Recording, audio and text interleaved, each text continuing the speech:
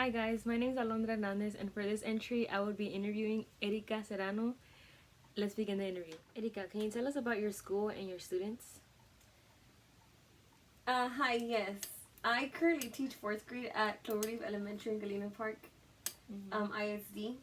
And most of our students' population is mostly Hispanics. We have a transitional bilingual education program.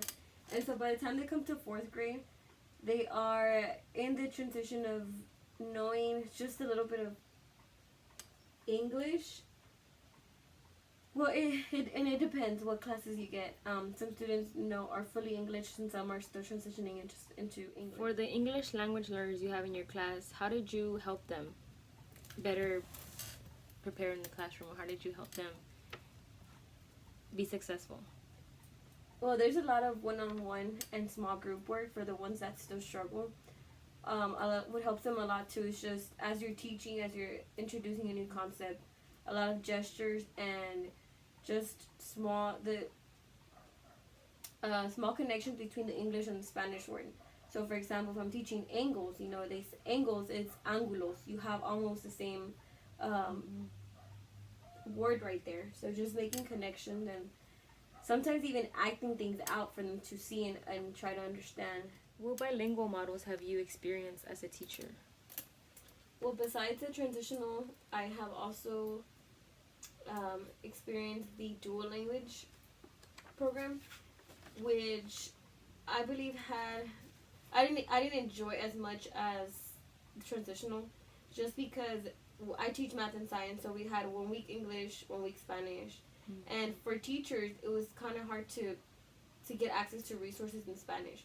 Mostly everything that's out there is English, English, English. So I found myself having to create my own material for the students for the Spanish week. And not only that, but students, sometimes you have 1 week of, let's say, shapes or geometry, and the students get that content taught in English, or in Spanish, I'm sorry, and then they test in English. So, how are they going to know on a test what a rhombus or a octagon, or when you taught it in Spanish? Even though there's a bridging, that bridging, you don't have that much time to spend to completely teach the students the vocabulary and, for them to remember it. And so you think the students struggled? Or do you think they had they struggled. They definitely did struggle whenever you taught them something in Spanish and then on the test it's presented to them in English. Right, yeah. But I can see how they're getting exposed to more. Do you enjoy working with English language learners? I do enjoy teaching them because I feel like there's a greater connection between teacher and student. You are able to communicate with them better, and I feel like they have a better relationship knowing that you went through what they went through, or they know where you're coming from. So I think it's much easier to connect and get to a student that's an English language learner as opposed to maybe somebody that doesn't have that background.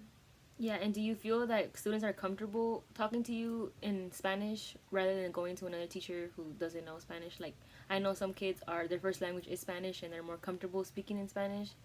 Oh yeah, most definitely. You even see sometimes some of the kids who are in general ed, who are they probably master the English language, but they somehow still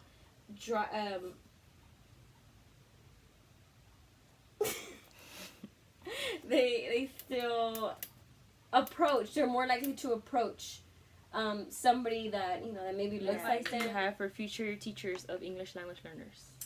I say be patient. Really try to work with them and understand the way they're feeling. Put yourself in their position. Imagine yourself in somewhere where you don't know the language and trying to fit in and figure out what everybody else is learning while you're the one that's just sitting there like everything's gibberish to you. So be patient, understanding, and do your best. Thank you, Erika, for having this interview with me.